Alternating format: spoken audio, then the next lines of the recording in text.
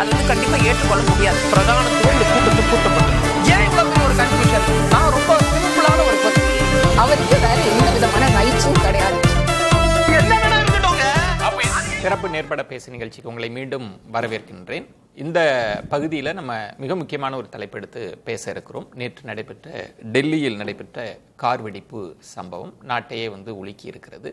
இது தொடர்பாக பிரதமர் பேசுகிற போது இந்த சதியினுடைய மூலத்தை கண்டறிந்து நாங்கள் நீதியை நிலைநாட்டுவோம், சதிகாரர்களை வந்து சட்டத்தின் முன் நிறுத்துவோம் அப்படின்னு பேசியிருக்கிறார். இதை மையமாக வைத்து தான் நம்ம தலைப்பை கட்டமைச்சிருக்கிறோம். டெல்லி கார் வெடிப்பு சதி பின்னணி என்ன, கேள்விக்குறியாகிறதா தேசத்தின் பாதுகாப்பு, இதுதான் தலைப்பு. நான் விருந்தினர்களை உங்களுக்கு மீண்டும் அறிமுகம் செய்ய தேவையில்லை. கடந்த அமர்வில் வருகை தந்திருந்த விருந்தினர்களே தான் இருக்கிறாங்க. நம்ம தொடர்ந்து பேசலாம். திரு மாதவன், டெல்லி கார் வெடிப்பு சம்பவம், இதை பிரதமர் பேசுகிற போது இது ஒரு சதியாக சொல்கிறார். இந்த சதியின் பின்னணியில் யார் இருந்தாலும் அந்த மூலத்தை நாங்கள் கண்டறிவோம் அப்படின்னு சொல்றாரு. எல்லாரும் சுருக்கமா இந்த கார் வெடிப்பு சம்பவம் அதனோட பின்னணின்னு நீங்க எப்படி புரிஞ்சுக்கிறீங்க? குறிப்பாக கவனிக்க வேண்டிய விஷயம், கார் வெடிப்பு நடந்த இடம் செங்கோட்டை, அது மெட்ரோ ஸ்டேஷன் பக்கத்துல நடந்திருக்கு. அதனால அதை வந்து ஒரு விதமான திட்டமிட்ட செயல்னு பார்க்கணும். அதுல ரொம்ப கவனிக்க வேண்டிய விஷயம், 4 மருத்துவர்கள் காஷ்மீரை சார்ந்தவர்கள் இது சம்பந்தப்பட்டிருக்காங்கிறது கிட்டத்தட்ட ஆதாரமும் அத்தாட்சியும் இருக்கிற மாதிரி வந்திருக்கு. ஏன்னா நேற்றுக்கு காலையில தான் செய்தி வந்தது, ஃபரிதாபாத்ல காஷ்மீரை சேர்ந்த ஒரு தீவிரவாதி மருத்துவராக இருந்தவர் 3000 கிலோ வெடிகுண்டு வச்சிருக்கார். அதெல்லாம் பார்க்கறது இந்த சதி என்பது நிச்சயமாகிவிட்டது. ஏன்னா இந்த கார்ல I-20 ஹுண்டாயில உட்கார்ந்த ஆளும் கிட்டத்தட்ட அவருடைய புகைப்படமே இருக்கு. அவரும் காஷ்மீரை சார்ந்த மருத்துவருங்கிறதும் கிட்டத்தட்ட ஊர்ஜிதமாயிடுச்சு. ஸோ இது வந்து நான் தீவிரவாதம் தேசிய பாதுகாப்பு கண்ணோட்டர்கள் தான் பார்க்கணுமே ஒழிய இதை பீகார் மாநில தேர்தலோட ஒரு அளவுக்கு மேல அதை சம்பந்தப்படுத்தக்கூடாது என்பது என்னோட முதல் பாயிண்ட். 2வது பாயிண்ட், இது கார் வெடிகுண்டு என்றால் ஜெய்ஷே முகமதுக்கு தான் அதுக்கு வந்து ஒரு ஸ்பெஷலிஸ்ட் சொல்லுவாங்க. அதுல வந்து அவர்கள் நிபுணர்கள். அவங்க வந்து புல்வாமா நம்ம பஹல்காம் தாக்குதலுக்கு அப்புறம் ஆபரேஷன் சிந்தூர் நடந்ததுக்கு பதில் தாக்குதலாக இதை பார்க்கலாம். ஆனா பிரதமரோட வார்த்தையில ஒரு கண்ணியமாக அவர் ரொம்பவே கொஞ்சம் கேர்ஃபுல்லா சொல்லியிருக்காரு. ஏன்னா இதுவரைக்கும் சதிக்கும் பாகிஸ்தானுக்கும் சம்பந்தம் இருக்கா அல்லது அதில் ஜெய்ஷே முகமதின் பேர் இருக்கா என்பதை அவர் அத்தாட்சியாக இன்னும் வெளிப்படையாக இன்னும் சொல்லலையே ஒழிய, என்னோட கணிப்பு இன்னும் 2 நாளுக்குள்ள அந்த தகவலும் வந்துடும் தான் நான் பாக்குறேன். அந்த இடத்தில் திரு மாதவன், பிரதமர் பேசுறதுல அந்த சதியினுடைய வேர்வரை போய் கண்டறிந்து அப்படின்னா இது எங்கோ ஒரு மூலம் இருக்கு, இது ஒரு பெரிய சதி திட்டம், அதனோட மூலம் எங்க அப்படின்றதுக்குள்ள 1000 அரசியல் அர்த்தம் இருக்குல்ல. அது அரசியல் அர்த்தம்ங்கிறத விட வெளியுறவு சார்ந்த அர்த்தமா தான் இதை பாக்குறேன். ஏன்னா அரசியல் என்பது பொதுவாக இங்க நடந்துட்டே இருக்கு. தேசிய பாதுகாப்புனா ஒரு பயமும் பீதியும்னா பாரதிய ஜனதா கட்சிக்கு கை ஓங்குங்கிறது ஒரு பொதுவான ஒரு கணிப்பு. ஆனா நம்ம பார்க்க வேண்டிய விஷயம், இதுல ஆபரேஷன் சிந்தூர்னால அப்பவே அவங்க சொன்னாங்க இந்த சிந்தூரை நாங்க இன்னும் நிறுத்தி ஆகலன்னு. இது அத்தாட்சியாக இந்த மூலம் வந்து பாகிஸ்தான்ல இருந்தா திருப்பி இந்தியா தாக்குதல் நடத்துமா என்பதுதான் கேள்வி. பேசலாம். முதல் கட்ட கருத்தா எடுத்துக்கிறேன். சரவணன், எப்படி பாக்குறீங்க? 2 கோணம் இருக்கு. சதியினுடைய பின்னணி, இதுக்கு யார், அதெல்லாம் வெளியில வரணும். இன்னொன்று தேசத்தின் பாதுகாப்பு, அதுவும் பேச வேண்டிய விஷயமா இருக்கு. உங்கள் பார்வை? இல்ல, இதற்கு வந்து இது வந்து ஒரு கோழைத்தனமான தாக்குதல். இறந்தவர்களுடைய உடல், அவர்கள் வந்து உறவினர்களுக்கு என்னுடைய ஆழ்ந்த அனுதாபங்களை தெரிவித்துக் கொள்கிறேன் அப்படின்னு சொல்லி தமிழ்நாட்டின் முதல்வர் அவருடைய பதிவுகளை பதிவிட்டிருக்கிறார், இரங்கல் பதிவுகளை பதிவிட்டிருக்கிறார். இதில் என்ன முக்கியமாக பார்க்க வேண்டி இருக்கு அப்படின்னு பார்த்தோம்னா, India needs a strong government. Modi does not matter. I can go back and open a tea stall but the nation can't suffer anymore அப்படின்னு 2014 பிரதமர் மோடி அவர்கள் அவர் ட்வீட் ரொம்ப பயங்கர பாப்புலர் ஆச்சு.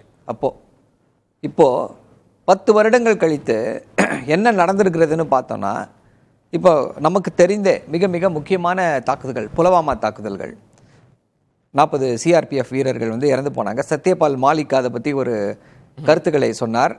அவர் இறந்தே போயிட்டார். அடுத்து இப்போது பஹல்காமில் தாக்குதல், அதற்கு யார் காரணம்? கண்டுபிடிக்கல. இன்டெலிஜென்ஸ் ஃபெயிலியர்னா no responsibility has been fixed, no accountability has been established. இப்போது புதுதில்லியில் ஒரு கோழைத்தனமான தாக்குதல், இதற்கு யார் பொறுப்பேற்பா? பொறுப்பேற்கணும் கண்டிப்பா. ஓ இதுல பொறுப்பேற்க வேண்டாம்ன்றீங்களா? அரசுக்கு வேலை, அரசுடைய கடமை இல்லைன்றீங்களா? சோ மத்திய அரசினுடைய தோல்வியா பாக்குறீங்களா? அப்சல்யூட்லி இன்டெலிஜென்ஸ் ஃபெயிலியரா சார்? டெல்லியில பப்ளிக் பிளேஸ்ல இப்படி ஒரு நடக்குது அப்படின்னா தோல்வியை விடுங்க, சரி தோல்விக்கு அப்புறம் வருவோம். எப்படி பண்ணாங்க, ஏது பண்ணாங்க, அக்கௌண்டபிலிட்டி யார் இதற்கு பொறுப்பேற்பது? தோல்வி வந்து அடுத்து என்ன செய்தார்கள், எப்படி செய்தார்கள், போலீஸ் கண்ணில் எப்படி மண்ணை தூவி இதை செய்தார்கள், இன்டெலிஜென்ஸ் ஃபோர்சஸ் கண்ணில் எப்படி மண்ணை தூவி இதை செய்தார்கள் அப்படின்றத அடுத்து பார்ப்போம். முதல்ல யார் பொறுப்பேற்கிறது? அமித்ஷா போய் ஸ்டேட்மெண்ட் கொடுத்துட்டாருன்னா போதுமா? இதே வந்து எதிர்கட்சி தலைவர்கள் ஆளுகிற மாநிலத்தில் இது நடந்ததுன்னா கீழே இருக்கக்கூடிய பாஜக தொண்டர்களிலிருந்து உங்களுக்கு இதுவே இல்லையா, உங்களுக்கு அக்கறையா இல்லையா, உங்களுடைய இன்டெலிஜென்ஸ் என்ன செய்யுது, தூங்குதா, பார்க்குதா அப்படின்னு சொல்லி கேட்கறாங்கல்ல. அப்ப என்ன பண்றாங்க மோடி அரசாங்கம், என்ன செய்யுது? அதை விட மிக மிக கொடுமையான விஷயம் என்ன அப்படின்னா, இப்படி ஒரு கோர சம்பவம் பிரதமருடைய வீட்டில இருந்து 12 கிலோமீட்டர் தூரத்தில் இது நடந்திருக்கு. அடுத்த நாள் பூட்டானுக்கு ஃபிளைட் ஏறி போய் பூட்டானுடைய பிரதமர் பிறந்த நாள் விழாவில் கேக் வெட்டி அதை கொண்டாடி கொண்டிருக்கிறார் இந்தியாவுடைய பிரதமர். அங்கிருந்து அறைகூவல் விடுக்கிறாராம். என்ன அவருடைய கடமை? நீதியை நிலைநாட்டுவோம் இல்ல, நீதியை நிலைநாட்டல, அதானியுடைய இதை வந்து நிலைநாட்டுறது என்ன அப்படின்னா, ஏற்கனவே அதானிக்கும் பூட்டான் அரசாங்கத்துக்கும் 5000 megawatt hydro project, power project டெவலப்மெண்ட்டுக்கு ஏற்கனவே அக்ரிமெண்ட் இருக்கு. அங்க இருக்கக்கூடிய கிரீன் ட்ரக் அப்படின்ற அந்த நிறுவனத்தோடு அதானி நிறுவனம் கையெழுத்து போட்டிருக்கு. பிரதமர் மோடி எதற்கு போயிருக்காருன்னா பிறந்தநாள் விழாவிற்கு போயிருக்காரு. அடுத்து அங்க வந்து அந்த ஹைட்ரோ எலக்ட்ரிசிட்டி ப்ராஜெக்ட இது பண்ண போயிருக்காரு. இந்தியாவுடைய பிரதமராக செயல்பட சொன்னா அதானிக்கு மார்க்கெட்டிங் மேனேஜராக செயல்பட்டு கொண்டிருக்கிறார் என்பதுதான் குற்றச்சாட்டு. அதுவும் இப்படிப்பட்ட ஒரு மோசமான சூழ்நிலையில இந்தியர்களோடு தோளுக்கு தோள் நிற்க வேண்டும். ஏன் பாதிக்கப்பட்டவர்களை வீட்டுக்கு போய் பார்க்கலாம்ல, ஏன் பார்க்கல? சரி கருணாகராஜன், இந்த சம்பவத்தை நீங்க எப்படி பாக்குறீங்க? அதானிய சிஎம் மருமக ஏன் பார்த்தாருன்னு சொல்லுங்க. இல்ல இதுக்கு பதில் சொல்லுங்க. பூட்டான் ஒரு பெரிய தொழிலதிபர், நீ மருமக பார்த்தாரு இதுவரைக்கும் யாரும் பார்க்கல. அன்னைக்கு தலைவர்கள் கேட்ட கேள்விக்கு பதில் இல்ல. அதானி நீங்க போய் அதானி அக்ரிமெண்ட் போட நீங்க முயற்சி பண்ணலையா? இன்னைக்கு என்ன இன்டர்னல் அக்ரிமெண்ட் இருக்குன்னு அதானியா கேட்டாதான் தெரியும்.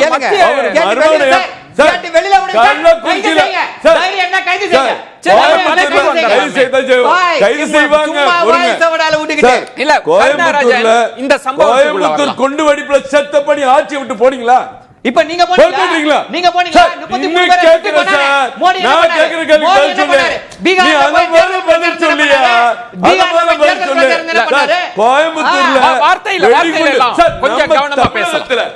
கொங்கு மண்டலத்துல ஒரு மிகப்பெரிய ஒரு குட்டி ஜப்பான் மாதிரி கூடிய கோவையில தொழில் நகரத்துல தொடர் குண்டு வெடிப்புகள் வெடிச்சு செத்தாங்களே நூத்துக்கள், அன்னைக்கு ஆட்சி விட்டு தூக்கி எரிஞ்சு போனீங்களா? இல்ல இன்னைக்கு மட்டும் இந்த சம்பவத்தை எப்படி நீங்க சொல்லுங்க, உங்க பார்வையை சொல்லுங்க. பாஜக ஆட்சி உங்களுக்கு பாவம் ஏன் பேசும்போது கத்துற நான் சொல்ல வெளியே கேட்க வேண்டாமா? நீங்க சொல்றது மட்டும் கேட்டீங்களா? கள்ளக்குறிச்சியில செத்தப்ப எங்க டூர் போகலையா நீங்க? இப்ப நம்ம தலைப்புக்குள்ள அடுத்து தலைப்புக்குள்ள வர்றேன். டெல்லியில நடந்து பாருங்க, இது வந்து ஏற்கனவே என்ஐஏ மட்டும் இல்ல, காஷ்மீர் போலீஸ் தீவிரமா கண்டுபிடிச்சுதான் டாக்டர் உமர் முகமது முதல்ல அவரை பிடிக்கிறாங்க. அடுத்து அடீல் அகமது, அவர் ஒரு அங்க அவரும் டாக்டர், அவரை பிடிக்கிறாங்க. அப்புறம் இந்த சம்பவம் நடக்கிறதுக்கு முன்னாடியே 360 கிலோ வெடிமருந்து பொருட்களை பிடிக்கிறாங்க. அதுல time bombs, timer, walkie talkie, rifles, தோட்டா எல்லாத்தையும் பிடிக்கிறாங்க. பிடிச்ச உடனே அலர்ட் ஆகி எல்லா காஷ்மீர், ஃபரிதாபாத் எல்லாம் செக் பண்றாங்க. அதுல பெண் டாக்டர் சஹினா சாகித் முக்கியமான குற்றவாளியா இருக்காங்க. அவங்க அம்மா இன்னைக்கு சொல்றாங்க எங்க பொண்ணு இப்படிலாம் இருக்க மாட்டாரு, அவங்க கூட சொல்றாங்க, அவங்களுக்கு தெரியாம கூட இருக்கலாம். அதே மாதிரி ஒவ்வொரு சம்பவத்துக்கும் இந்த மாதிரி தற்கொலைப்படை இந்த வட்டம் கொஞ்சம் வித்தியாசமா மக்களோட ஊடுருவி போகக்கூடிய மருத்துவர்களா இதுல உள்ள கள இறங்கி இருக்காங்க. சார் சும்மா இந்தியா வளர்ச்சியை பார்த்துட்டு பல நாடுகள் வைத்தறிச்சல் இருக்காங்க சார். இன்னைக்கு ட்ரம்ப் நம்ம மேல 50% வரி போட்டாரு, வைத்தறிச்சல் இருக்கலாம். பிபிசில ஒரு ஆர்டிகல் போட்டாங்க சார், ஒன்று சொல்லிக்கிறேன், நல்ல விஷயங்களை சொல்ல விடுங்க. பிபிசில ஒரு ஆர்டிகல் போட்டாங்க சமீபத்தில், நேபாளத்தில் கலவரம் நடக்குது, இலங்கையில் கலவரம் நடக்குது, பங்களாதேஷ்ல கலவரம் நடக்குது, இந்தியாவில் மட்டும் ஏன் நடக்க மாட்டேங்குதுன்னா இங்க அடக்கி வச்சிருக்காங்க அப்படின்னு போட்டாரு. டிஜிபி கிட்ட கம்ப்ளைண்ட் கொடுத்து அவங்க மேல ஒரு கேஸ் போட்டிருக்கோம் பிபிசி மேல. இன்னைக்கு 1043 பேர் குண்டு வெடிச்சு இறந்திருக்கா சார். வரிசையா சொல்றேன். இல்ல நான் ஒரே கேள்வி, இப்ப டெல்லியில நடந்திருக்கிறது தேசத்தின் பாதுகாப்புக்கான ஒரு கேள்விக்குறியா அதன் மீது விழுந்த ஒரு அடியா நீங்க பாக்கலையா? எல்லாமே அடிதான் சார், எல்லாமே ஒரு நாட்டுக்கான. இந்த அடியை எப்படி சரி பண்றதுன்னு மோடி அவர்களுக்கு தெரியும். இது காங்கிரஸ் ஆட்சியில் லவ் லெட்டர் எழுதுறதுக்கு. மும்பை தாக்குதல 240 பேர் செத்த போது ஐயா இப்படி எல்லாம் நீங்க பண்ணலாமா அப்படின்னு லவ் லெட்டர் எழுத மாட்டார் சார். திருப்பி அடிப்போம். நீங்க பார்க்க தானே போறீங்க. அது புல்வாமால பாத்தீங்க சர்ஜிக்கல் ட்ரைல்ல, பகல்காம்ல பாத்தீங்க ஆபரேஷன் சிந்தூர்ல, என்ன உரியில பாத்தீங்க மியான்மர் பார்டர்ல பாத்தீங்க. என்ன பார்க்கல, வரிசையா கொடுத்துக்கிட்டு தானே இருக்கோம். அன்னைக்கு இருக்கிற கோழை அரசு இல்ல, இது வல்லரசு. இது வல்லரசுங்கிறத வெளிநாட்டு பிரதமர் சொல்லிட்டு இருக்காங்க. இங்க இருக்கவங்க வேணா கூப்பாடு பண்ணலாம். ஆனா ஒரு கொடுமை பாருங்க, ஒவ்வொரு விஷயத்துக்கும் இன்னைக்கு முதலமைச்சர் வந்து இரங்கல் தெரிவிச்சிருக்காரு சார். முதலமைச்சர் இரங்கல் தெரிவிச்சிருக்காரு சார். ட்விட்டர்ல பார்த்தேன் சார். அந்த எக்ஸ்ல தமிழ்ல கூட அதை போடல சார். அது வெளியூர் சம்பவம் நினைச்சு இங்கிலீஷ்ல போட்ட தமிழ்நாட்டு மக்களுக்கு முதலமைச்சருடைய ஆதங்கம் தெரிய வேண்டாமா? தமிழ் படுத்தி கூட போடல சார். கடந்து போற சார், எல்லாருக்கும் ஆறுதல் பாத்துக்குங்க அப்படின்னு போறாரு சார். எவ்வளவு பெரிய பயங்கரவாதம் நடந்திருக்கு. இல்ல அதுக்குதான் நான் கேட்கிறேன், இது உளவுத்துறையின் தோல்வி இல்லையா? இதை நம்ம தடுக்க தவறி இருக்கிறோமா? நடந்தது டெல்லியில நடந்திருக்கு சார். டெல்லியில நடந்தாலும் ஒண்ணுதான், கன்னியாகுமரி நடந்தாலும் ஒண்ணுதான் சார். இது எல்லா மக்களும் ஒன்றோட ஒன்று பின்னி பிணைந்து இருக்கிற சமூகம் தானே சார் இந்திய சமூகம். அதுல யார் குற்றவாளி யார் குற்றவாளி இல்லைன்னு அவ்வளவு எளிதாக கண்டுபிடிக்க முடியுமா? ரமேஷ் சேதுராமன் இப்போ கோவையில் சுட்டி காட்டினாங்க. அப்படி ஒரு சம்பவம் நடக்கிறப்ப சரவணன் சொன்ன மாதிரி பாஜகவினர் என்ன சொல்றாங்க, இங்க சட்டம் ஒழுங்கு சரியில்லை, காவல்துறை சரியா இல்ல, உளவுத்துறை கண்காணிக்கல, ஏன் இதை தடுக்கல அப்படிலாம் கேள்வி கேட்டாங்கல்ல. இப்ப இதற்கு என்ன, ஏன் தடுக்க தவறாங்கன்ற ஒரு விமர்சனம் எதிர்கட்சி தரப்புல இருந்து வருது இல்ல? இதை நீங்க எப்படி சொன்னாரு? முக்கியமான விஷயம் 2004 இருந்து 2014 எடுத்துக்கங்க, 2014 இருந்து 2024 எடுத்துக்கங்க. டெரர் இன்சிடென்ட்ஸ் எவ்வளவுங்கிறத நீங்க பார்க்கணும். அதில் வந்து நீங்கள் பார்த்தீங்கன்னாலே உங்களுக்கு தெரியும் எந்த அளவுக்கு இங்கே வந்து இந்த டெரர் இன்சிடென்ட்ஸ் குறைஞ்சிருக்குங்கிறது ஒன்று. ரெண்டாவது முக்கியமான விஷயம், இப்போது காஷ்மீரில் மட்டுமல்ல, நான் சொல்கிறது ஆப்ரேஷன் சிந்தூர்லேருந்து ஆரம்பித்து இன்றைய தேதி வரைக்கும் நடந்ததில் 22 டிஃப்ரெண்ட் செக்யூரிட்டி இன்சிடென்ட்ஸை, அதில் வந்து செக்யூரிட்டி பிரீச் நடக்கக்கூடியதும் டெரரிஸ்ட் அட்டாக்கும் சேர்த்து பல இடங்களில் அதை ஃபாயில் பண்ணியிருக்காங்க. அதாவது அதை வந்து முறியடிச்சிருக்காங்கன்னு நீங்கள் பார்க்கலாம். ஐஎஸ்சிஐ சம்மந்தப்பட்டவர்கள் எல்லாம் வந்து அந்த இயக்கத்தோட தொடர்பு இருக்கிறவங்கள வந்து இந்தியாவில் பல இடங்களில் அரெஸ்ட் பண்ணியிருக்காங்க. இப்போ சொன்ன மாதிரி வந்து 2900 கிலோ வெடி மருந்துகளை வந்து பறிமுதல் செஞ்சுருக்காங்க. குஜராத் ஏடிஎஸ் அங்கே பண்ணாங்க, அதுக்கப்புறம் வந்து ஹரியானாவில் பண்ணாங்க. எல்லாத்தையுமே நம்ம பார்த்தோம். அதையும் தாண்டி இந்த நடந்ததில் லேட்டஸ்ட் அப்டேட் என்ன கொடுத்துருக்காங்க அப்படின்னா, இது வந்து முறையாக வந்து பண்ணணும், ரொம்ப திட்டமிட்டு ஒரு பெரிய விஷயமா பண்ணணும்னு பார்த்தாங்க. ஆனால் இது ஒரு பேனிக் மோட்ல வந்து அவங்க வந்து அதை வந்து சரியாக அந்த இதெல்லாம் அசம்பிள் பண்ணாததுனால இதோட தீவிரம் கம்மியாக இருந்ததுன்னு சொல்றாங்க. அப்படின்னா இது இவர்கள் எந்த அளவுக்கு ஒரு மிகப்பெரிய விஷயத்தை செய்திருக்க முடியும். இன்னொன்று, இதுவரைக்கும் செய்ததுல இந்த செக்யூரிட்டி ஏஜென்சிஸ் அவங்களுடைய கடமையை ஓரளவுக்கு பண்ணிருக்கிறதுனாலதான் இவ்வளவு தடுக்கப்பட்டவை எத்தனைங்கிற கேள்வி. பொலிட்டிக்கலா பாக்குறது ஒண்ணு, நிர்வாக ரீதியா பாக்குறது இல்ல. அதுல சரவணன் சொன்னது இதுல முதல்ல தப்பு தோல்வி அதற்குள்ளே நாங்க வரல. மத்திய அரசு இதுக்கு முதல்ல பொறுப்பேற்கணும்ன்ற இடத்துக்கு இல்ல, பொறுப்பு இல்லாமல வந்து இவ்வளவு துரிதமா செயல்பட்டு இருக்காங்க. அவ்வளவு உடனுக்குடனே அந்த இன்ஃபர்மேஷன் எல்லாம் வெளியில வந்திருக்குங்கிற கேள்வி ஒண்ணு. இவ்வளவு ஃபாஸ்டா அந்த அளவுக்கு உங்களுக்கு வந்து ரியாக்ட் பண்ணியிருக்காங்களா, இவ்வளவு ஃபாஸ்டா ரெஸ்பாண்ட் பண்ணியிருக்காங்களாங்கிறதையும் நீங்க பார்க்கணும். அடுத்த முக்கியமான விஷயம், வெளியுறவு கொள்கையை பொறுத்த வரைக்கும் மோடி அவர்கள் அங்க போனதுக்கு ஒரு இது உள்ளர்த்தம் கற்பிக்கப்படுகிறது. ஆனா நம்ம பிரதமர் போகிறதுங்கிறது, நேபாள் போனது இந்த சமயத்துல எனக்கு பூட்டான் போனது வந்து இந்த சமயத்துல அவாய்ட் பண்ணிருக்கலாம்ங்கிறது எல்லாருடைய கருத்துமா இருக்கலாம். ஆனால் அவர் போனதுங்கிறது ஒரு ராஜ தந்திர நோக்கில் நீங்க இன்னொரு பக்கமும் பார்க்க வேண்டியிருக்கு. ஏன்னா நீங்க அங்க போகலைன்னா உங்களுக்கு ஆப்வியஸா பாத்தீங்கன்னா சைனா அங்க வந்து அந்த சைடுல எல்லாம் நெருங்குவதற்கான பல வாய்ப்புகள் தள்ளி போலாம் இல்லையா? நெக்ஸ்ட் வீக் அத நிகழ்ச்சியை தள்ள வைக்க முடியாது. நிகழ்ச்சியை அவங்க தள்ளி வைக்க தயாரா இருந்தாங்கன்னா இவர் தள்ளி வைக்க போறாங்க அப்படிங்கறதும் இருக்கு இல்லையா? இன்னொரு விஷயத்துல அது திரும்பவும் நான் சொன்னேன், என்னுடைய கருத்து சொந்த கருத்து போயிருக்க வேண்டாம் அப்படிங்கறது நான் சொல்றேன் சார். இப்போ ஒரு எந்த இன்சிடென்ட் ஒரு கோர சம்பவம் நடந்தாலும் அங்கு வந்து தலைவர்கள் அவங்க எதிர்பார்க்கிறது, அது முதலமைச்சராக இருக்கட்டும் பிரதமராக இருக்கட்டும் எதிர்பார்ப்பதுன்றது. சரவணன் சொல்ல நீங்க முதல்ல அங்க நீங்க போகல, பொறுப்பேற்கல, இதெல்லாம் தான் விமர்சனமா வைக்கிறேன். பொறுப்பு இப்ப நான் என்ன கேக்குறேன், இங்க ஒரு வெடிகுண்டு நடக்குதுல, பொறுப்புடைய வெளிப்பாடு உங்களுக்கு பின்னாடி தெரியதான் இல்ல பதிலடி இருக்கு, நீங்க பார்க்க தானே போறீங்க. இல்ல ஒரு நிமிஷம், இங்க ஒரு குண்டு வெடிப்பு நடக்குதுல, இங்க நடந்து கடைசியில் அப்புறம் என்னைய டிரான்ஸ்ஃபர் பண்ணாங்கல்ல, ஒரு குண்டு வெடிப்பு நடந்ததா இல்லையா? இந்த குண்டு வெடிப்பு நடந்த இடத்துக்கு அப்ப வந்து பொறுப்பேற்று கொண்டு நம்ம இவங்க வந்து நம்மளுடைய தலைவர் சிலிண்டர் வெடிப்பா, அதுவே பெரிய இதா இருக்கே.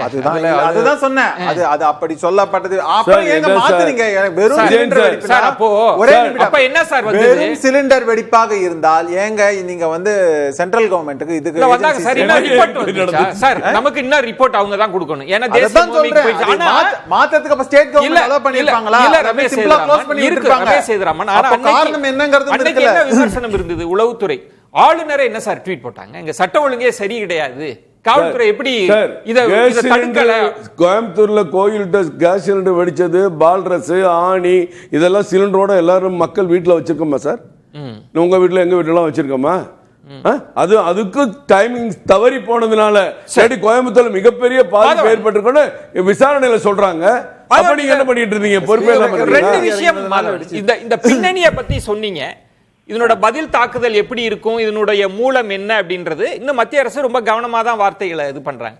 இந்த பொலிட்டிக்கலாவும் பேச வேண்டி இருக்குல்ல. இப்ப சரவணன் சொல்றது தேசத்தின் பாதுகாப்பு இருக்கு, மத்திய அரசு அன்னைக்கு அவங்க எதிர்கட்சியா இருந்தப்ப விமர்சிச்சிருக்காங்கன்னு, இதை தவிர்த்துட்டு இந்த விஷயத்தை அட்ரஸ் பண்ண முடியுமா திருமாதவன்? இல்ல முடியாது. அது மூணு விஷயமா பார்க்கலாம். நீங்களே கேள்வி நல்லா கேட்டீங்க. நிர்வாக ரீதியா பார்த்தீங்கன்னா இது ஒரு விதத்துல உளவுத்துறைக்கு தோல்வின்னு சொல்லலாம். புள்ளி விவரமா பார்த்து திரு ரமேஷ் சொன்ன மாதிரி ஆமா இந்த விஷயம் நடந்துருச்சு, ஆனா இவ்வளவு நாளமா உளவுத்துறை நல்ல வேலை பார்த்ததுனால்தான் இவ்வளவு நாளும் அவ்வளவு அளவுக்கு அந்த அளவுக்கு நடக்கலன்னு சொல்லலாம். ஆனா அதெல்லாம் அலசல். அரசியல் ரீதியா பாத்தீங்கன்னா பாரதிய ஜனதா கட்சி காலத்திலையும் புல்வாமாக இருந்தாலும் பட்டான்கோட்டாக இருந்தாலும் உரியாக இருந்தாலும் நம்ம பஹல்காமா இருந்தாலும் இப்போ தில்லி வரை வந்துருச்சு. தீவிரவாதம் என்பது பாரதிய ஜனதா கட்சியின் ஆட்சியில் அது பதிலடி கொடுக்கறதுனால அமைதி வந்துடுத்து சொல்ல முடியாது. மக்கள் சாமானிய மக்களின் ஏதாவது பாதுகாப்பும் கூடியிருக்கு சொல்ல முடியாது. இது அரசியல் விதத்துல இது this will hand BJP for sure. இது திருப்பி வரும். ஆனா கவனிக்க வேண்டிய விஷயம் இது வெளியுறவுத்துறையும் சார்ந்த விஷயம்ங்கிறதுனால அதை ஒரு தனியாக பார்க்க வேண்டிய கட்டாயம் ஏற்படுறது. அதை வந்து ஏன்னா இது பாகிஸ்தான்ல இருந்து வந்துருதுன்னா அது நம்ம காங்கிரஸா இருந்தாலும் திமுகவா இருந்தாலும் பாரதிய ஜனதா கட்சியாவும் ஒரு தேசமாக செயல்பட வேண்டிய ஒரு கட்டாயம் ஏற்படுகிறது. அதுல உளவுத்துறையில நிறைய அதிகாரிகள் ஒழுங்காக வேலை பார்த்திருக்காங்க. அவங்களுக்கு நம்ம வந்து ஒரு நல்ல பாசிட்டிவா தான் பார்க்கணும். ஆனா அரசியல் ரீதியில இது தலைகுனிவா தான் பாக்குறேன் பாரதிய ஜனதா கட்சி. செங்கோட்டையில அவர் சரவணன் சொல்ற மாதிரி 12 கிலோமீட்டர் தூரத்துல பிரதமர் வீட்டுல இருந்து நடந்திருக்குன்னா அது ஒரு விதமான தோல்வியா தான் பார்க்கணும். ஆனா கிரிக்கெட்ல சொல்ற மாதிரி விக்கெட் விழுந்துருச்சு, ஆனா நிறைய ரன் அடிச்சுட்டு தானே விழுந்திருக்குங்கிற மாதிரி சொல்ற மாதிரி இருக்குது. அது வந்து ஒரு மாதிரி அரசியல் பாஜகவுக்கு இது ஒரு தலைகுனிவு தான் உலகத்துல சார் இருக்கீங்க. பார்லிமெண்ட்டுக்குள்ளேயே ஒரு அட்டாக் நடந்தது. இந்திரா காந்தி அம்மையாருடைய பாதுகாவலரே நேருக்கு நேரம் சுட்டுக் கொள்றாங்க. அப்போ அராஜகவாதிகள், பயங்கரவாதிகள் இந்த தேசத்தை ஒழிக்க வேண்டும், இந்த இந்தியாவை சீர்குலைக்க வேண்டும் என்று திட்டமிட்டு சதி பண்ணுற ஒரு கூட்டம் மக்களாக வந்து நிற்கும் போது சார் அதனால தான் சார் அவங்க 3 நாளாக சேலஞ்ச் பண்ணி இவங்க எல்லாரையும் பிடிக்கிறாங்க. ஒரு டாக்டர் எங்கே வச்சிருப்பாரு, அப்பேரட்டஸ் வச்சிருப்பாரு, பிளட் ப்ரெஷர் பார்க்க சிரிஞ்சு வச்சிருப்பாரு, இசிஜி மிஷின் வச்சிருப்பாரு, எல்லாரும் லாக்கர்ல AK-47 சார் இந்த டாக்டர்ஸ் வச்சுட்டு உட்காந்துருக்காங்க. அந்த ஆபத்தை ஒரு டாக்டருங்கிற முகமூடியை போட்டு அவங்க தீவிரவாதி பயங்கரவாதி இருக்கிறத எப்படி சார் அவளை எளிதா ஒவ்வொரு இடத்துல செக் பண்ணி ஒரு போஸ்டர் ஒட்டுறத வச்சுதான் சார் இவ்வளவு கண்டுபிடிச்சிருக்காங்க. அந்த காஷ்மீர்ல இருக்கிற டாக்டர் ஒரு போஸ்டர் ஒட்டிருக்காரு. அந்த போஸ்டர் ஒட்டுறது யாருன்னு கேமரால கண்டுபிடிச்சு இவர் தான் ஒட்டான்னு பிறகு அவரை பிடிச்சு ஃபரிதாபாத் வந்து ஒவ்வொரு இடமா நூல் பிடிச்சு வந்ததுனால இது கொஞ்சம் தப்பிச்சிருக்கு. கருநாகராஜன், இப்போ எந்த இன்சிடென்ட் நடந்தாலும் நிர்வாக ரீதியா இப்ப மாதவன் சொன்ன மாதிரி காவல்துறை உளவுத்துறை அப்படின்றத வந்து அவங்கள யாரும் குறை சொல்ல போறது இல்லை. ஆனா அரசியல் ரீதியா பொறுப்பேற்கக்கூடிய அங்கதானே மாதவன் சரவணன் உங்களை பிக்ஸ் பண்றாங்க. நீங்க தான் பொறுப்பேற்கணும். அமெரிக்கால இரட்டை கோபுரம் தாக்குதல் இருந்து எல்லா நாடுகளையும் பயங்கரவாத தாக்குதல் நடக்குது. நம்ம நாட்டில் மட்டும் குறிப்பிட்ட சில ஆண்டுகளாக மும்பை தொடர் வெடிப்பு தாவூத் இப்ராஹிம் மெயின் காரணமாக இருந்த 257 பேர், கோயம்புத்தூர் அல்லுமா 58 பேர், லஷ்கர் இ தொய்பா டெல்லி குண்டுவெடிப்புக்கு 2005 62 பேர், லஷ்கர் இ தொய்பா மும்பை தொடர் குண்டுவெடிப்பு 209 பேர் 2006.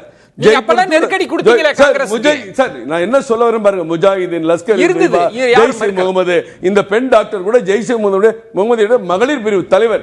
சார், இத்தனை தீவிர பயங்கரவாத குழுக்கள் உலகம் முழுவதும் நிறைஞ்சிருந்து இந்த உலகத்தை அழிக்கணும் சீர்குலைக்கணும் திட்டமிட்டு பண்றதை எதிர்த்து போராடுற தலைவர் சார் மோடி. கோழைத்தனமான தலைவர் இல்ல. இன்னைக்கு பொறுப்பேற்று எல்லாம் ஓடணும். நீங்க மறுபடியும் தலைவர் வந்து உட்காருவீங்க, ஒரு இடத்துல வெடிச்ச கொண்டு 100 இடத்துல வெடிக்கணும்னு ஆசைப்படுறீங்களா? சரவணன், தீவிரவாத எதிர்ப்புல ஒரு முக்கிய தளபதி போல பிரதமர் இருக்கிறாரு அப்படின்றதுதான் ஒரு கருத்தாரு. அதுக்கு வரேன். இப்போ வந்து பாஜகவுடைய இரட்டை வேடம், அவர்களுடைய அந்த டபுள் ஸ்பீக், இரட்டை நாக்கு எப்படி வெளிப்படுதுன்னு பாருங்க. இந்த தெரு முனையில் எவனாவது பைக்கில் சறுக்கி கீழே விழுந்தா கூட சட்டம் ஒழுங்கு கெட்டு விட்டது, பாதுகாப்பு இல்லையா அப்படின்னு அறிக்கை விடக்கூடிய ஒரு கேவலமான நிலைமையில் இருக்குது இங்கே தமிழ்நாட்டில் நடந்தால் அது வந்து சுண்ணாம்பு, டெல்லியில் நடந்தால் அது வந்து வெண்ணெய். இதுதானே நடந்துட்டு இருக்குது. அப்போது பாஜக டெல்லியிலேயே குண்டு வெடிச்சா கூட தீவிரவாதிகளை பிடிக்க முறைகிறார் மோடி அப்படின்றாங்க. தீவிரவாதிகள் நம்ம ரவுடியா பிரியாணி கடையில் அடிச்சு ஓசி பிரியாணிக்கு சண்டை போட்டு காசு வாங்குறவன், மேக்கப் போடுற பெண்களை வந்து அடிச்சு உடைக்கிறவன் நம்ம ரவுடியா? அது நம்ம கேடிகளா? கரெக்ட். யாவர் சாதிக்கு மாதிரி 30,000 கோடிக்கு கடத்தல் பண்ற நம்ம ஒரு கள்ளக்கடத்தல்காரங்களா அவரு சொல்றாரு சரவணன். என்ன சார் இவங்களுக்கே திமுக சொல்ல சொல்லுங்க. அவர் மென்மையான டாக்டர், கார் ஓட்டிட்டு போனவர் ரொம்ப நல்லவரா? தெரியாம வெடிச்சிச்சா? அப்படி சொல்லல. அப்படிதானே சொல்ல. தீவிரவாதிகள் உண்மை தானே சொல்றேன். இங்க இருக்க நம்ம நண்பர்களை சொல்றேன்னா இத உங்களால பொறுக்க முடியாதா? அத கூட பொறுக்க முடியாம தவிக்கிறீங்களா? ஏன் சார்? பதட்டப்படாம கேளுங்க. அதாவது இது வந்து அப்பட்டமான ஒரு தீவிரவாத தாக்குதல். நேத்தே எல்லாருக்கும் தெரிஞ்சிருச்சு. ஆனா என்ன, நேத்துல இருந்து என்ன ஸ்பின் பண்ணிட்டு இருந்தாங்க? சிஎன்ஜி இதாயிடுச்சு, சிஎன்ஜி கார் வெடிச்சிடுச்சுன்னு ஒரு 5 மணி நேரம் அதை ஓட்டினாங்க, உருட்டுனாங்க. அதுக்கப்புறம் என்ன பண்ணாங்க, இது வந்து இதுக்கு பக்கத்தில் நடந்துச்சு அப்படின்னு சொல்லி ஒரு உருட்டினாங்க, கோயிலுக்கு பக்கத்தில் நடந்துச்சு அப்படின்னு சொல்லி உருட்டினாங்க. அடுத்து இதை வந்து தீவிரவாதிகள் தாக்குதல்னு சொல்லி டிக்ளேர் பண்றதுல என்ன சார் திட்டமிட்டு தவிர்க்கிறாங்கன்றீங்க? அப்சல்யூட்லி. இன்னைக்கு ரவீஷ்குமார் கேள்வி கேட்டிருக்காரு. இப்போ 16 மணி நேரம் ஆயிடுச்சு, இதை தீவிரவாத தாக்குதல்னு சொல்றதுல உங்களுக்கு என்ன தயக்கம் அப்படின்னு சொல்லி திரு ரவீஷ்குமார் பிரபல பத்திரிகையாளர் வந்து கேள்வி எழுப்பி இருக்கிறார். இதுதான் இரட்டை நாக்கு. இப்ப வந்து தீவிரவாதிகளை தாக்க மாட்டீர்களா அப்படின்றாங்க. இப்ப சுட்டி காட்டியவுடன் ஏன் சார் இத தீவிரவாதம்னு நீங்க சொல்ல மாட்டீங்க இதுல ஒரே ஒரு விஷயம், வெளிவிவகார கொள்கையும் சம்பந்தப்பட்டிருக்கு. நமக்கு வந்து இப்ப ஆபரேஷன் சிங்கூர்லயே வந்து உலக நாடுகளினுடைய போக்கு, அதனால கவனமா காயை நகர்த்துறாங்க அப்படின்னு நீங்க இப்போ ஒரே விஷயம் தான். என்ன சொன்னாங்க, நாங்கள் என்ன கடிதமா எழுதினோம், லவ் லெட்டரா எழுதினோம் அப்படின்னாரு. மும்பை தாக்குதல்ல சம்பந்தப்பட்ட தீவிரவாதிகள் அனைவரும் சுட்டு பிடிக்கப்பட்டனர், சுட்டு கொல்லப்பட்டனர். அப்புறம் அங்க கண்டுபிடிச்சவன தூக்கல போட்டு இது பண்ணாங்க. புல்வாமா தாக்குதல்ல சம்பந்தப்பட்டவர்களை யார் தெரியாது. பஹல்காம் தாக்குதலில் சம்பந்தப்பட்ட தீவிரவாதிகள் விசாரணை இல்லை, எப்படி அது நடந்துச்சு நமக்கு தெரியாது. இப்போ என்ன நடக்க போகிறது நமக்கு தெரியாது. ஆனா இவங்க பண்ணா மட்டும் மோடி அவர்கள் தீவிரவாதத்திற்கு எதிரானவர். ஐயா, நாங்க வந்து ரிட்டாலியேட் பண்ணோம் அதுனாரு ட்ரம்ப் 52 முறை என்ன சொன்னாரு, சீஸ் ஃபயர் அனௌன்ஸ் பண்ண. எதுக்காக சீஸ் ஃபயர் அனௌன்ஸ் பண்ணனா, trade deal between India and Pakistan. இதை விட இன்னொரு சின்ன முக்கியமான கருத்து இதையும் கேட்டுக்கோங்க. என்ன அப்படின்னா, மும்பை தாக்குதலுக்கு பின்னர் பாகிஸ்தானுடைய entire funding was stopped. Pakistan was termed as a terrorist state. ஆனா இப்போ IMF எவ்வளவு கொடுக்குது, $1 பில்லியன் நிதியுதவி கொடுக்கிறது. யாருக்கு? பாகிஸ்தானுக்கு. தீவிரவாதிகளுடைய நாடு என்று நாம் சொல்லிக் கொண்டிருக்கக்கூடிய பாகிஸ்தானுக்கு $1 பில்லியன் நிதியுதவி யாருடைய பிரதமர் காலத்துல? மோடி அவர்களுடைய பிரதமர் காலத்துல. ஒரே நிமிஷம் முடிச்சிடுறேன். ஏன் இது நடக்குது அப்படின்னா மக்களை பற்றி கவலைப்படாமல் இன்னொருத்தருடைய பிறந்த நாளுக்கு 8 பேர் செத்து போனா என்ன, நான் போய் கேக் வெட்டி கேக்க சாப்பிடுவேன் அப்படின்னு இருக்கக்கூடிய நிலை, மோசமான நிலை. புரிஞ்சுதா? இல்ல சரவணன் பேச உங்களுக்கு புரிஞ்சுதா? மக்களுக்கு நிச்சயம் எனக்கு புரியல. எங்க போய் எங்க வந்து IMF நிதி கொடுத்தது, அமெரிக்கா IMF கொடுக்குறோம், அவன் எங்க கொடுக்குறான் அவர் என்ன சொல்ல தெரியும் உங்களுக்கு புரியல. பாகிஸ்தானுடைய பாசத்துக்குரிய ஆளு சொல்லி அமெரிக்கா கூட்டி வச்சிட்டு உட்கார்ந்துட்டு இருக்கான், அவன் கொடுக்குறான். உங்களுக்கு தலைமை தரத்தை பத்தி நீங்க பேசாதீங்க. உங்களுக்கு புரியல. டிக்கெட் நீங்க இல்ல தரம் பத்தி நீங்க பேசாதீங்க. யாருடைய தரம்? உலக தலைவனை பத்தி நீங்க பேசுறீங்க. இல்ல இல்ல கடினமான வார்த்தைகளை தவிர்த்துங்க. ரமேஷ் சேதுராமன் சரவணன் சொல்றதுல நமக்கு இன்டெலிஜென்ஸ் ஃபெயிலியர் இருக்கு, அவர் பட்டியலிடுறார். இது வெளிவிவகார கொள்கை அப்படின்னு நம்ம எடுத்து பேசணும்னா கூட இன்னைக்கு பாகிஸ்தான் அப்படின்ற நாடு வந்து உலக நாடு அங்கீகரிக்கப்பட்டிருக்கு, தனிமைப்படுத்தல. அப்ப வெளிவிவகார கொள்கையிலும் நமக்கு தோல்வி, தீவிரவாதத்தை தடுப்பதிலும் கேட்கிற சப்ஜெக்ட் வந்து ஒரு நாள்ல பேசக்கூடிய விஷயம் இல்ல. சார், நமக்கு எதிரான நாடு, உனக்கு எதிரி எனக்கு நண்பன் கையில வச்சுக்கிட்டா இது கூட புரியாத முட்டாள நம்ம வாழ்ந்துட்டு இருக்கோம் நாட்டுல. ரமேஷ் சரி, இல்ல இதுல கேட்ட ஒரு நல்ல கேள்வி அது. இப்போ பாகிஸ்தான் இங்க வந்து இவ்வளவு பிரச்சனைகள் பண்றாங்க அப்படின்னு இப்போ லேட்டஸ்டா கர்நாடகாவில் வந்து RSS தலைவர் பேசும்போதும் அவர் என்ன சொன்னார், இந்தியா அமைதியை விரும்புகிறது, ஆனால் பாகிஸ்தான் வந்து அந்த அமைதியை விரும்பவில்லை தொடர்ந்து. ஏன்னா வந்து இன்டெலிஜென்ஸ் ஜென்ரலாகவே வந்திருக்கிறது, எல்லா இதுலையும் சொல்லி கொண்டிருக்கிறது இந்த மாதிரியான த்ரெட் இருக்கு அப்படிங்கிறதுனால தான். அதனால தான் அந்த ஒரு ஸ்டேட்மெண்ட் வந்தது. ஒன்று. ரெண்டாவது முக்கியம், பாகிஸ்தானுக்கு அவர்கள் மொழியிலேயே பதிலடி கொடுக்கணும் அப்படின்னாக்க நீங்கள் பல வகையில் கொடுக்கலாம். ஒன்று, நேரடியாக ஆப்ரேஷன் சிந்தூர் பண்ணிட்டோம் நம்ம.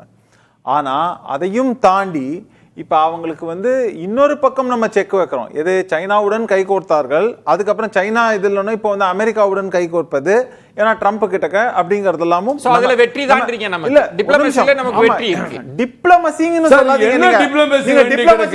நீங்க பேசுறது தவறான கருத்தை விஜய் பேசுறீங்க. அது கிடையாது. நீங்க இவர் பேசுற மாதிரி பேசுறீங்க. தாலிபான் இப்ப தாலிபான் இருக்காங்கன்னு வெச்சுங்க. நம்ம சார் இருங்க. இந்த விஷயம் அப்படி இல்ல சார். பாகிஸ்தான் ஒரு தீவிரவாத நாடுன்னு உலகத்துக்கு தெரியும். அமெரிக்கா கோமணி எங்க போய் அடிச்சாங்க சார்? எங்க போய் அடிச்சாங்க? உலகத்தில் இருக்கிற அத்தனை தீவிரவாத அமைப்புகளும் பாகிஸ்தான். பாகிஸ்தானை நம்ம இன்னும் நமக்கு தெரியல, வரட்டும். ஒரே ஒரு கேள்வி, நீங்க வந்து யூ நீட் அதாவது ஆதாரம் இல்லாமல், ஒரு நிமிஷம், பிரைமா ஃபேசி முகாந்திரம் சொல்லுவோம், ஆதாரம் இல்லாமல் நீங்க உடனே இன்னைக்கு அவங்க பேரை எடுக்க முடியாதுங்கிறதுனால தான் அவங்க வந்து ரெஸ்ட்ரெயின்ட் ஃபாலோ பண்றாங்க. அதுல நான் கேட்பது, நீங்க கருணாகராஜன் அவர்கள் குறுக்கிட்டதுனால அந்த கேள்வி, பாகிஸ்தான உலக அரங்கத்தில் தனிமைப்படுத்துவதில் நம்ம வெற்றி பெற்று இருக்கிறோமா? அது முடியாது. நீங்க அது உடனே பண்ண முடியாதுங்க. ஒரு நிமிஷம். இப்போ என்ன விஷயம்னு சொல்றேன். பாகிஸ்தானை பொறுத்த வரைக்கும் உலகம் இன்னைக்கு பாத்தீங்கன்னா உலகளாவிய அளவுல இருமுனைங்கிற அளவுல போயிருக்கு. ஒண்ணு சைனாவுக்கு எதிரே அமெரிக்கா பாக்குது, அமெரிக்காவுக்கு எதிரே இருக்க ரெண்டு பேரும் உலக அரசியலாக இருக்கும்போது பாகிஸ்தான் எந்த மாதிரியான கேமை விளையாடுறாங்கன்னா, ஒரு பக்கம் சைனா கிட்ட போக வேண்டியது, நம்ம எதிரியோட கை கோத்துக்கிறது, எப்படி வேணா கை கோத்துக்க வேண்டியது, சந்தர்ப்பவாத. போன வாரம் ஒரு பக்கம் வடகொரியாவுக்கு ட்ரம்ப் போறாரு, அவர் கட்டி பிடிச்சு வரவேற்கிறாங்க. தென்கொரியா போகும்போது அவர் ஏவுகணையை மேல விடுறாரு. உலகம் பூரா இருக்கக்கூடிய பிரச்சனை தான் சார். நம்ம பேசலாம். இந்த டெல்லி கார் வெடிப்பு, இந்த சதி, இதனோட பின்னணி என்ன, இதுல நாட்டின் பாதுகாப்பு என்ன, அது பற்றி தான் நம்ம பேசிட்டு இருக்கோம். இதுல இன்னும் அடுத்தடுத்த கட்டத்துக்கு நகர வேண்டியது. திரு மாதவன், இது நிறைவு சுற்றுல இப்ப இன்னும் மத்திய அரசு வெளிப்படையா நமக்கு தகவல்கள் வரல. வந்த பிறகு இப்ப எல்லாருமே தேச ஒற்றுமை அப்படின்னா எல்லாருமே ஒற்றுமையா இருப்பாங்க. ஆனா இனி அரசியல் ரீதியான விமர்சனங்கள் வர தொடங்கும் இல்லையா? இப்பவே அமித்ஷா அவர்கள் பதவி விலகணுன்ற விமர்சனம் எல்லாம் வர ஆரம்பிச்சிருச்சு. இனி அப்படி அதை நோக்கி நகருமா? நாட்டின் பாதுகாப்பு விமர்சனங்கள் அப்படின்னு இனி அந்த திசையை நோக்கி நகருமா? ஆமா, அதை பத்தி திட்டவட்டமாக சொல்லலாம். அதை பத்தி சந்தேகத்துக்கு இடமே இல்லை. ஏன்னா காங்கிரஸ் கட்சியும் திமுக மாதிரி கட்சியும் இதை சும்மா விட போறது இல்லை. அவங்க அலசத்தான் போறாங்க, ஊடகங்கள்ல இதை பத்தி பேசும். ஆனா கவனிக்க வேண்டிய விஷயம் என்னன்னா, பீகார் தேர்தலோட முடிவு வர வரைக்கும் நான் ஒரு ராஜதந்திரமா பாக்குறேன். அவங்களுக்கு தெரிஞ்சிருக்கும், அத்தாட்சி கூட இருக்கலாம், இது மூலம் வந்து பாகிஸ்தான்ல இருக்கு, ஜாய்ஷே முகமதுன்னு தான் சொல்ல போறாங்க. இது என்னுடைய ஒரு மாதிரி let me stick my neck out. ஆனா அதை வந்து வேணுட்டு இந்த தேர்தல் முடிவு வர சமயத்துல அவங்க சரியாக சொன்னா ஒரு மாதிரி எடுபடாதுன்றதுனால அடுத்த வாரம் என்னுடைய கணிப்புல அவங்க தேர்தல் முடிவு வந்தப்புறம் கொஞ்சம் அதை எடுத்து சொல்லி அதுக்கப்புறம் வேற சில நடவடிக்கை எடுக்கிறதுக்கு சாத்தியக்கூறு இருக்குன்னு தான் நான் பாக்குறேன். ஆனா அரசியல் ரீதியில நான் திருப்பி மறுபடியும் சொல்ல விரும்புறேன். ஒரு பக்கம் இது வந்து தலைகுனிவு இல்லாட்டாலும் பின்னடைவுன்னு சொல்லலாம். ரெண்டாவது, அதை வந்து நிர்வாக ரீதியில பார்த்தாலும் சரி, அரசியல் ரீதியை பார்த்தாலும் சரி, நாட்டுல அந்த அளவுக்கு தீவிரவாதத்துடைய இது ஒரு தாக்கம் குறையலன்னு சொல்லலாம். இது ரெண்டும் முக்கியமான விஷயம். ஆனா வெளியுறவு தெரிவில ஒரு முக்கியமான விஷயத்த சொல்லி முடிக்க விரும்புறேன். அதிபர் ட்ரம்ப் வந்து மோடிய நண்பர்னு அடிக்கடி சொல்றாரு. நண்பன் தான் சொல்றதுனால போகாது. ஆக்கப்பூர்வமாக கடைசியில என்ன நடக்குது? பாகிஸ்தானுக்கும் இந்தியாவுக்கும் ஒரு சமத்துவம் கிரியேட் ஆகிறது வந்து இந்தியாவுக்கு அது ஒரு தோல்வியாக தான் நான் பார்க்கிறேன். ஓகே சரவணன், உங்கள் நிறைவு பார்வை எப்படி இந்த இஷ்யூல? இது வந்து சொன்னது போல இப்படி ஒரு சம்பவம் வந்து நடந்திருக்கக்கூடாது. யார் இதற்கு பொறுப்பு, யார் இதுக்கு பின்னாடி இருக்காங்க, கண்டிப்பாக நம்முடைய அதிகாரிகள், திறமை வாய்ந்த அதிகாரிகள் அதை வந்து கண்டுபிடிப்பாங்க. அதில் எந்த விதமான ஒரு சந்தேகமும் நமக்கு கிடையாது. ஆனால் எதிர்க்கட்சிகள் கிட்ட ரெஸ்பான்சிபிலிட்டி, அக்கௌண்டபிலிட்டி, ஃபெயிலியரு இதுக்கெல்லாம் பொறுப்பேற்க சொல்லக்கூடிய பாஜக தொடர்ந்து புலவாமா தாக்குதல் நடந்து 7 வருஷம் ஆச்சு. எத்தனை பேர் கைது செய்யப்பட்டிருக்கிறார்கள்? அதற்கு யார் பொறுப்பேற்றுக் கொண்டா? இனிமேல் இது மாதிரி நடக்காதுன்னு நினச்சோமா? நடந்தது. அடுத்து பஹல்காமில் நடந்துச்சு. ஸோ இவங்க வந்து இப்படிப்பட்ட கொடூரமான தாக்குதல்கள் வந்து ட்விட்டரில் பல மெசேஜ் வந்துட்டு இருக்கு. என்ன, நம்ம வந்து 100 முறை அதை தடுப்போம், ஆனால் ஒரு முறை தீவிரவாதிகள் வந்து வெற்றி பெற்றால் போதும், அது வந்து மிகுந்த சேதத்தை உருவாக்குகிறது அப்படின்னும் பொழுது அப்போது அதற்கு நீங்கள் பொறுப்பேற்க வேண்டும். மாரல் ரெஸ்பான்சிபிலிட்டி வேணும். ஆனால் பிரதமருடைய நடவடிக்கையை பாருங்க. புலவாமா தாக்குதல் முடியும் போது என்ன பண்ணிட்டு இருந்தாரு? போட்டோ ஷூட்ல இருந்தார். புலவாமா தாக்குதல் அவர் ரீச் பண்ணவே டைம் ஆச்சுன்னாங்க. பஹல்காம் தாக்குதல் முடிந்த அடுத்த நாள் என்ன பண்ணாரு? வந்து ஸ்ட்ரைட்டா யாரையும் பார்க்கல, நேரா பீகார்ல தேர்தல் பிரச்சாரத்துக்கு போனாரு. இப்போ டெல்லியில குண்டுவெடிப்பு நடந்திருக்கு. பர்த்டே கேக்கு சம்பவத்தோட சம்பவம் எல்லாம் சரவணன் பாவம், அதெல்லாம் பின்னி பிணைஞ்சு பார்க்கக்கூடாது. விவசாயிகள் 2 லட்சம் ஏக்கர் தண்ணியில் மூழ்கி கண்ணீர் விடும்போது பைசன் படம் பார்த்துக்கிட்டு இருந்தாரு சிஎம்ங்கிறது நம்ம தமிழ்நாட்டு மக்களுக்கு நல்லா தெரியும். அவருக்கு தெரியுமோ தெரியாதோ அது வேற விஷயம். இன்னைக்கு அமெரிக்கா ஒசாமா பின் லேடனை எங்க வச்சு அடிச்சு கொண்டாங்க? இதே பாகிஸ்தான்ல. வெறும் பாகிஸ்தானை மட்டும் நம்ம தீவிரவாதம் பார்க்கல. அங்க இருக்க லக்ஸரி தொய்பா, அங்க இருக்க ஜெய்ஷே முகமது, அங்க இருக்க சார் எல்லா அமைப்புகளும் அங்க இருக்குன்னு உலகமே தெரியும் போது ஏன் இங்க இருக்கிற ஆட்களுக்கு தெரியல அப்படிங்கிறது. ரெண்டாவது, இன்னைக்கு இந்த சம்பவங்கள் நடக்குதுன்னா எந்த காரணத்துக்காக நடக்குது? நம்ம நாட்டினுடைய முன்னேற்றத்திற்கு. சார் இங்க குண்டு வெடிச்சு 100 பேரை கொல்லணுங்கிறது என்ன சார் ஆசை? அவங்களுக்கு என்ன சார் கிடைக்க போகுது? சார் அவங்களுக்கு என்ன கிடைக்க போகுது? சார் புல்வாமால ஒருத்தர் கேட்கிறார், ஏன் விசாரணை, எத்தனை பேரை கைது பண்ணீங்க? அந்த தற்கொலை படையில இருந்தவரே நம்ம காஷ்மீரை சேர்ந்தவர் தான், அந்த ஊரை சேர்ந்தவர் தான். புல்வாமா சார் கேட்கல ஒண்ணுக்கு அதுக்கு நடவடிக்கை தான் சார். 280 பேர் சர்ஜிக்கல் கொன்னது அங்க இருக்கிற டெப்டி பிரைம் மினிஸ்டர் அங்க பேசினார் சார். இன்னைக்கு நம்ம நாடு உலகத்துல ஒரு பாதுகாப்பான வல்லமையான நாடா மாறுறது பிடிக்காம இந்த மாதிரி சம்பவங்கள் நடக்கும். இந்த சம்பவங்களை தடுப்பதற்கு, முற்றிலும் ஒழிப்பதற்கு உங்களுக்கு தெரியும் சார். சார் ஏறத்தாழ 182 மாவட்டங்கள்ல இருந்த இந்த நக்சலைட் இயக்கம் 4 மாவட்டத்துக்கு சுருங்கி இருக்கு சார். நீங்க புரிஞ்சுக்கங்க. உங்க நிறைய சக்தி மிக்க தலைவர்கள் இருக்கிறதுனால இதெல்லாம் நடக்குது. இல்லாட்டி என்னைக்கே டெல்லியில வேற கோடி பறந்திருக்கும். இல்ல இப்போ இந்த மாதிரி டெரரிஸ்ட் அட்டாக் இந்த மாதிரியான விஷயங்கள்ல 2 இருக்கு. ஒன்னு, இந்த விசாரணை ஆரம்பிச்சு முதல் கட்டமா அவங்க என்ன ஃபைண்டிங்ஸ் இருக்குங்கிறது ஒண்ணு. சரி. 2வது கட்டமாக அடுத்தடுத்த நகர்வுகளில் அவங்க சொல்லுவாங்க என்னென்ன நடந்து கொண்டிருக்கிறது. இது வந்து டெய்லி கொடுக்கறதுக்கான ஒரு புல்லட்டின்ங்கிற மாதிரியான ஒரு விஷயம் கிடையாது, தேச சம்பந்தப்பட்ட விஷயம். 3வது முக்கியமான விஷயம் நீங்க பார்க்க வேண்டியது என்னன்னாக்க, இதுல இன்டர்நேஷனல் ஃபோர்ஸஸ் லிங்க்ஸ் இருக்குன்னாக்க இதை வந்து எப்படி வெளியே சொல்றது, எந்த சமயத்துல சொல்லணும், இதுல யார் யாரை எந்த அளவுக்கு எக்ஸ்போஸ் பண்ணுங்கிறதுல இருந்து ஆரம்பிச்சு அதுக்கான பேக்கிங் ஸ்ட்ராங் ஆதாரம். ஒரு உதாரணத்துக்கு சொன்னா, கடந்த காலங்களில் ஆதாரம் இருக்கான்னு பாகிஸ்தான் கேட்கும்போது ஆதாரத்தை நாங்கள் அவங்க முறைப்படி சப்மிட் பண்ணியிருக்கோங்கிறதெல்லாம் நம்ம கடந்த காலங்கள் சொன்னதெல்லாம் பார்த்துருக்கோம்.